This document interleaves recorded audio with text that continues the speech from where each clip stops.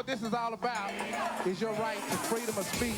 What made America great is an independent, vigorous press. If a jerk burns a flag, America is not threatened. Political speech is the heart of the First Amendment. For expressing their religious beliefs. Now is the time to make justice a reality for all of God's children. Welcome to a special edition of Speaking Freely. I'm Ken Paulson, Executive Director of the First Amendment Center, with a new program in a series called Whitney Dialogues at the First Amendment Center. Here to introduce our guest is a co-host for the series, Director of the Whitney Museum of American Art, Maxwell Anderson. Thank you, Ken. Bill T. Jones was born in Florida and grew up in upstate New York. He studied classical ballet and modern dance at the State University of Binghamton, where he began his relationship with choreographer Arnie Zane. The next thing I knew is that I, like a banshee, was whirling throughout this park, throughout flower beds, looking for coverage so that the bulldozer with the burning logs would not get me. I woke up. In 1974, after living in Amsterdam, he co-founded the American Dance Asylum, and in 1982 formed the Bill T. Jones Arnie Zane Dance Company with his partner Annie Zane, who died in 1988. Based in New York City, the 10-member company tours extensively, performing its repertoire of more than 50 works for audiences of approximately 100,000 each year in America and abroad. Jones is the recipient, individually and with Zane, of numerous awards, including 2 Bessies, choreographic fellowships from the National Endowment for the Arts, and in 1994, a MacArthur Fellowship. His company's work is often described as a fusion of dance and theater. Jones says his work deals with the fear of difference. His work is also about the joy of movement and the issues of survival and triumph. As Jones has said, living and dying is not the big issue. The big issue is what you're going to do with your time while you're here. His memoir, Last Night on Earth, whose title was taken from one of his performances, was published in 1995. Last year, Bill T. Jones joined the NAACP protest against the flying of the Confederate battle flag over the South Carolina State House by boycotting the Spoleto Festival and canceling his dance company's 2-day engagement. He recently received the Lambda Legal Defense Fund Liberty Award. Jones has noted that speaking about his work could historically overshadow the work itself. We hope that's not the case, and certainly look forward to our conversation this evening. Welcome. Hello.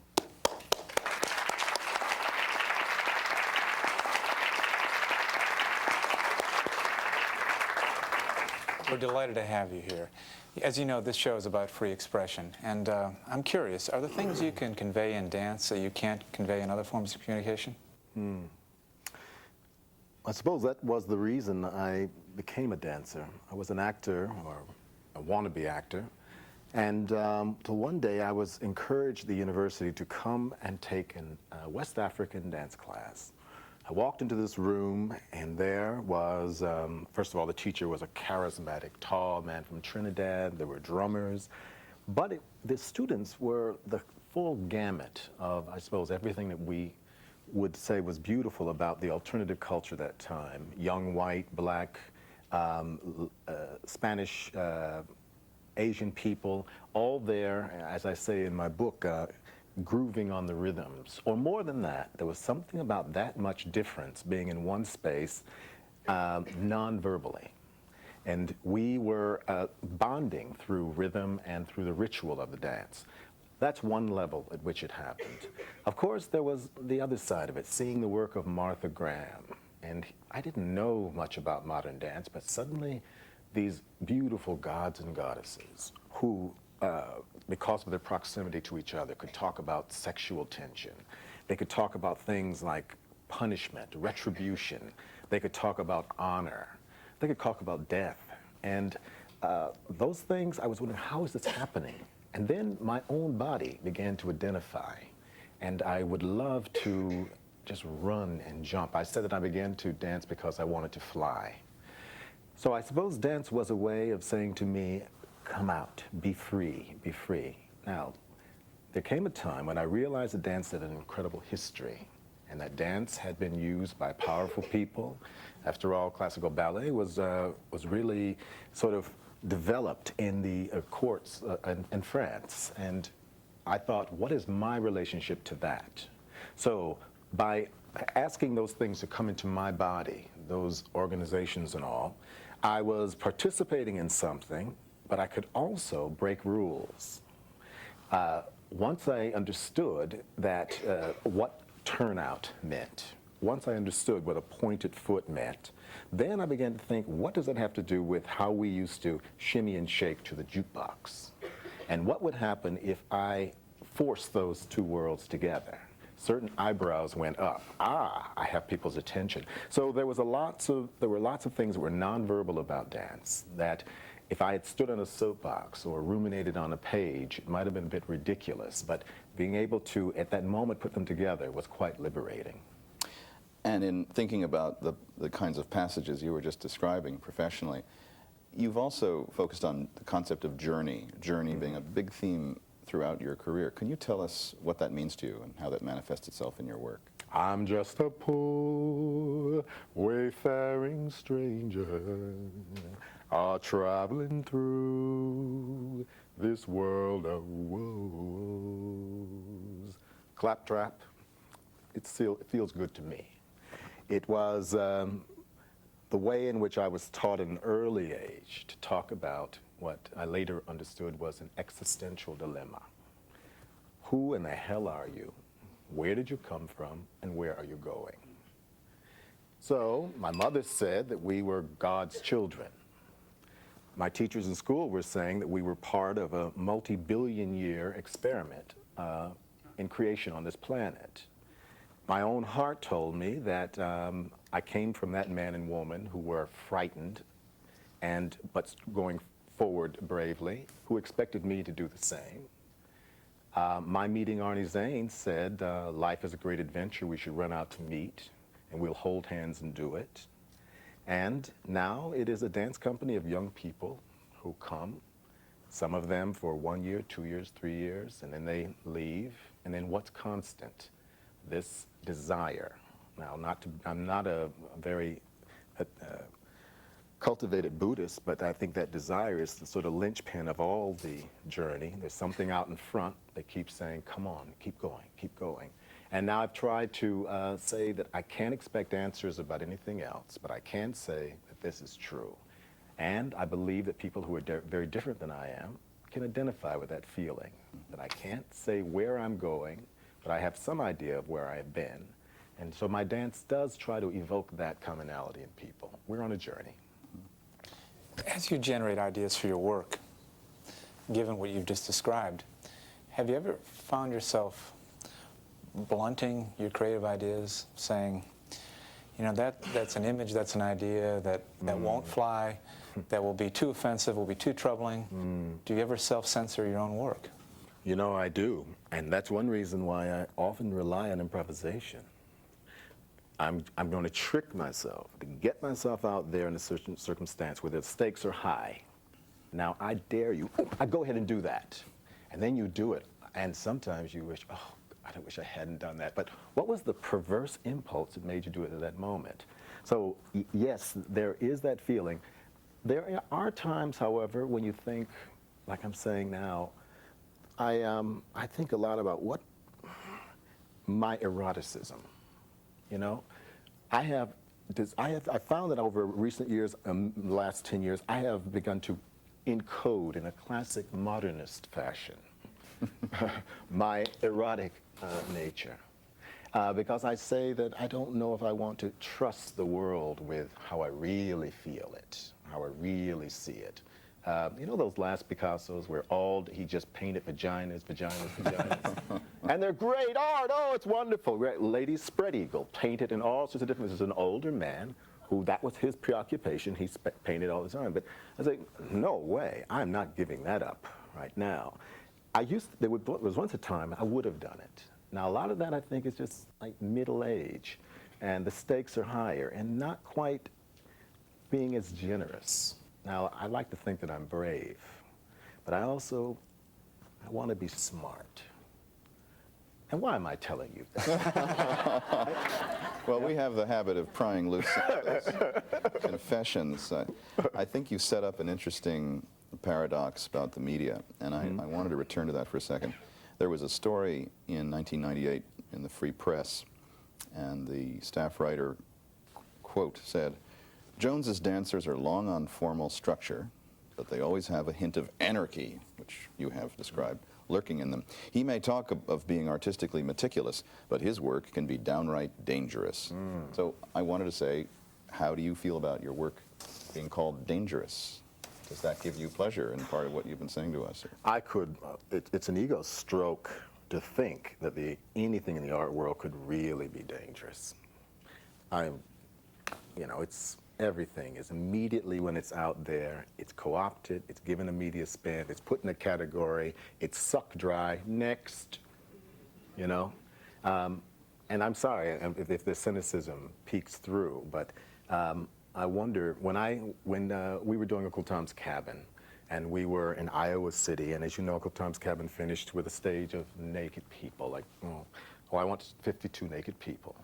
I was bringing 16, and the rest would be provided by the community. And when, I think the paper said, New York-based choreographer Bill T. Jones comes to Iowa inviting people to strut their stuff, all of it. And that was on the front page of the news, the front page. Not buried back there in the arts section, but that was called hard news, real news, right? And you know what? That's sort of like, yeah, I like that. Now, what happened was, for the next 2 months or whatever, every day there was something, a diatribe in the paper. And somebody was protesting. Should we do this? Should we not? Tickets were selling. People were there. The first audition, the first rehearsal, when the community people came in, I remember I was so impressed with who they were. There were a librarian, a man who was a fireman, who came in literally wearing his fire gear. He was late. Sorry, I've been fighting the fire in the other county. And they were there, and one man told me, he said, I'm a Republican, but I'm here to tell Jesse Helms to go to hell. So now, is that dangerous? But no, people felt they could taste it. The transgression, they felt, here is something, it works for me.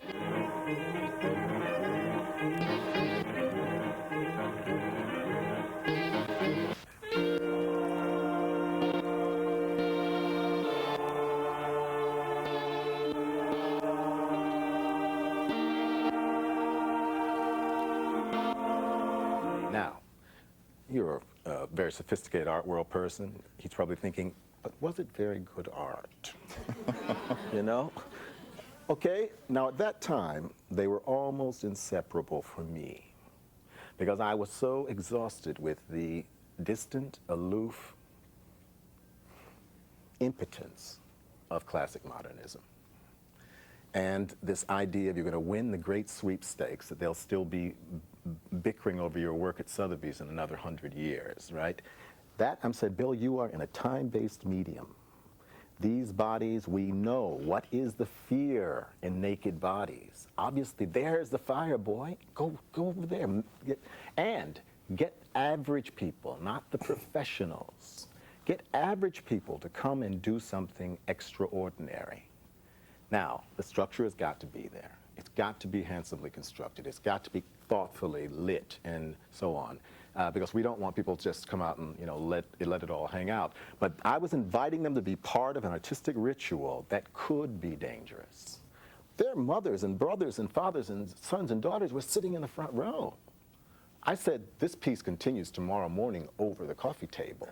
If I could follow up on your point about danger, suggesting that it's actually difficult to conceive of art being dangerous. Which is sad, isn't it? Well, yet explain this to me. Why is it that for the last 15 years we've had an assault on the National Endowment for the Arts? If art can't be dangerous, what are these people afraid of? Straw men, political machinations, pettiness, stupidity. Should I say it again? That was good. Yeah. Now, okay. Now, let's be clear about this. I have a 5-year-old. I walk into the Corcoran Gallery. Now, would I take it to a Robert Mapplethorpe? I walk in with my 5-year-old to a Corcoran Gallery, and I see two men engaged in an outrageous sexual behavior. A man is urinating in another man's mouth. My child sees this. They fall down the floor with an aneurysm. They rush them to the hospital. I mean, okay, I'm joking, but so what? The child says, they look at me. What is that? Now I've got to talk to them about human sexual behavior. Now, Could that work have really hurt them? Now, okay, I'm a good Catholic, and I understand that Andre Serrano has submerged a Christ in urine. I'm going to have bad dreams. I'm going to go to hell. Lord is going to, I mean, what, would it hurt me? Now, shouldn't I go in a free country and talk to somebody talk to the artist, why would you do that? Do you know it offended me? Do you want to offend me? I don't believe any of the issues that we've been talking about. You know what I mean? Could I watch a snuff film? You know, let's say a child being killed ritualistically in an artwork. Well, I wouldn't want to see it. But would it be dangerous? And that's another question. The whole question, does pornography encourage people to do the acts that they see in the pornography? And if the acts are violent, and I guess women would disagree with me, does it make people violent? I don't think so. I don't think that any art that I'm trying to think of the toughest examples I can of what would it be dangerous, truly dangerous? Dangerous to dogma, yeah. People who are trying to protect the status quo. Everything should, that's why you're here, right? That kid now, they've just seen this thing on the walls. Now daddy and mommy have got to find a way to introduce that child to the world of of sex. And even take a position themselves. Is that so bad? What are you looking to communicate to these audiences? Because part of what you've been talking about to us is your intentions. How does that connect with the people you're trying to reach? Who are you trying to reach? What do you want them to walk away with? Well, craft something that you believe in, that you think has ideas in life. Make it as seductive as it needs to be to taste good. I mean, visual, eye tasting. And then offer it with generosity. Put it out there and let people have a go at it. And if you're like I am, and be willing to stand up and talk about it if you need to.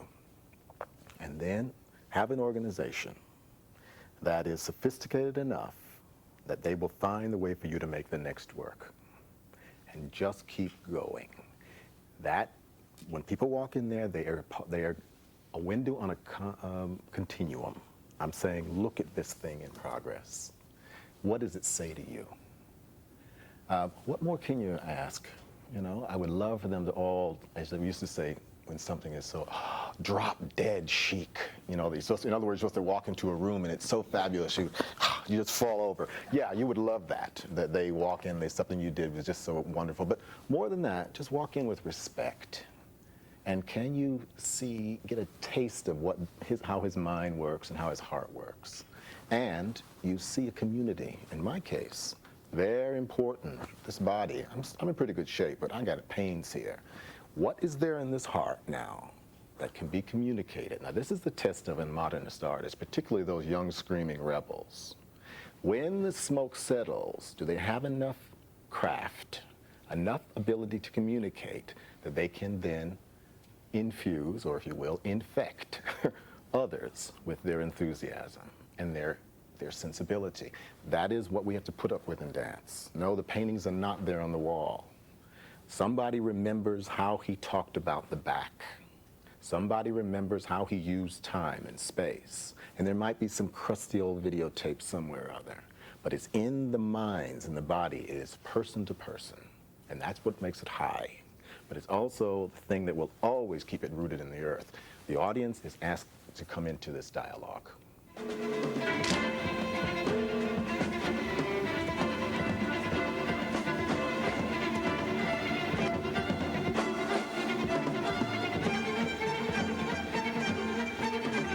She didn't even get to shut the door. We can't leave here without talking about one of your most emotional works, Still Here. It provoked a firestorm in some quarters. Yes, it did. And I have to believe it provoked a powerful reaction from the audiences and from the participants. How do you feel about that work today? I wouldn't make it now. I wouldn't make it now. It was a work that, as I said about Uncle Tom's Cabin, it was so ambitious that it could not succeed, but it didn't fail. And when I look at the dance material in it, there's good dance material in it. When I look at the work that Gretchen Bender did, I think there was something very inspired. She was feeling something. I don't know if it all works, but it works well enough that I stand by it. It was a piece that the time needed. And for those who have not seen it, it incorporated video of people struggling. Survival workshops with, that were people living with or having lived with a life-threatening illness. And in those workshops, I asked them to draw their lives on a piece of paper. It was an abstract squiggle, and then walk it. I asked them to make gestures that said how they felt about their lives. We gathered these gestures, almost 100 and some of them, and then we learned them, the dancers in the company. And dancers, professional dancers, learned these gestures, transformed them by putting movements in the lower body with them, so it became dance. And then we made this thing, music by Ken Frizzell, where he just took testimonies alone on a park bench.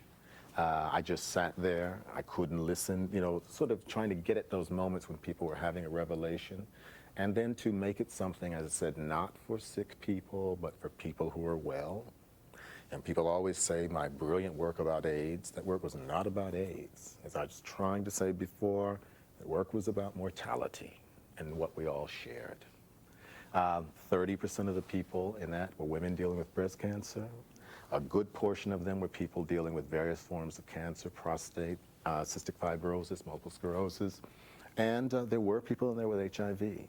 The stink was that somebody said, a writer in the New Yorker was saying that I was using my own status as a kind of license to make people, to manipulate people. And that she says, thinking people, the only thing they can do is just, because she said, I'm not interested, how did it go, in disenfranchised blacks, abused women, fat people, such and such, which is all things that she thought that I was, the menu I was promoting. I was just talking about marginalized people in general. She said, I'm not interested in any of that. And therefore, all we should do, and I encourage you to do, is just don't go. You know, and she didn't go. She didn't go see it. She had made up her mind that I had, quote, worked dying people into my act. There were videos manipulated by a professional video artist, quite beautiful portraits that only happened at few places through the piece and at the end. Primarily, it was my transposing the materials from that workshop into movement. And the discussion that went on was a very important one that the culture had to have. What right does the marginalized, the singular, the minority have to command the intellectual discourse of the culture? So I was on the cover of Time magazine. I was a lot of places. So if you see me as a symbol of HIV positive homosexual man, I represent all HIV positive homosexual men, and now I'm going to make this work that you, as a good liberal, are required to go to and to like. Then you feel angry and oppressed, and you say, hell with that, I'm not going to have it. That's what was going on in that. And I was really offended by that. One last question, if I might, and it's not 50 years ahead, it's right now, it's the next couple of years. What directions are you pursuing that are fresh for you, that are new for you? Well, I'm going to, as they say, take enough rope to hang myself with. I've been offered a commission, or a collaboration, I'm sorry, with the Lincoln Center Chamber Music Society, members of the Orion String Quartet, fantastic players and other wonderful players. And we're doing an evening which is going to be built with me and my company, Mozart Late String Quartet 135, which one of the most celestial pieces of music ever written, followed by a piece by a living European composer, Georgi Kurtag. If you can imagine a full movement, 17 seconds long, and then there might be 11 of them, and the whole thing is only 9 minutes long. Very, very exciting, very acerbic, very aphoristic. Very exciting. And then Shostakovich, a piece from, I think, 1932 entitled Prelude and Scherzo, 2 short movements in octet, and a piece, a company favorite, which is D-Man in the Waters to Mendelssohn's Octet in E-flat major. These are, at this time, formal works about the style that we are developing. Janet Wong, my rehearsal director, we spend hours talking about the way arms move, the way the hips move. The company is still quite diverse. I'm hoping that watching all those arms and hips and different uses of phrasing and intention, that we'll still be able to say something about the big questions we've been trying to talk about today, and that it will have a personal stamp and an authenticity connecting me to my past and the future.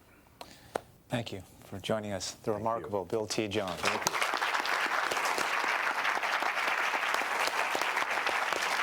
Should we shake or?